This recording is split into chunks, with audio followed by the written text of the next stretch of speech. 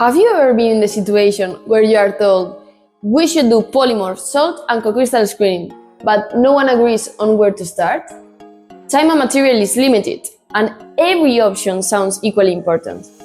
Hello, I'm Clara Coronado, and this is Solid State Foundations, a series on solid forms, polymorphism, and crystallization science. In this video, I want to talk about how to decide whether to start with polymorph, salt, or cocrystal screening. Let's start with the basics. A polymorph is the same molecule packed differently in the crystal. A salt forms when your API is ionizable and pairs with a counter ion. A cocrystal combines your API with a neutral coformer through non-ionic interactions. All three are always to tune solubility, stability, and manufacturability, but they solve different problems. The key mistake I see is treating these options as interchangeable. They are not. Polymorph screening answers, what solid form does my molecule naturally prefer? Salt screening asks, can ionization dramatically improve solubility or dissolution?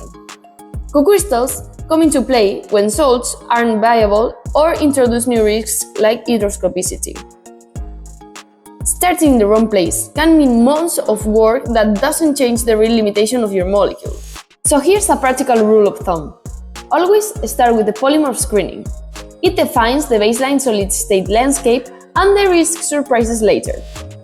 If the API is ionizable and solubility-limited, move next to the salt screening.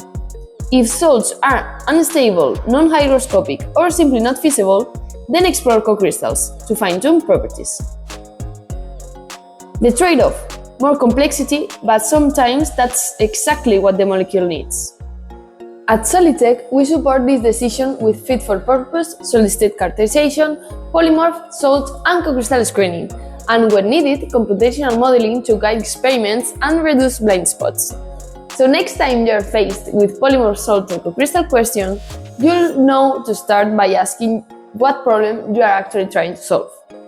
I hope you have enjoyed this last section of solid-state foundations. Remember to follow us to learn and stay ahead of solid-state topics. See you next month!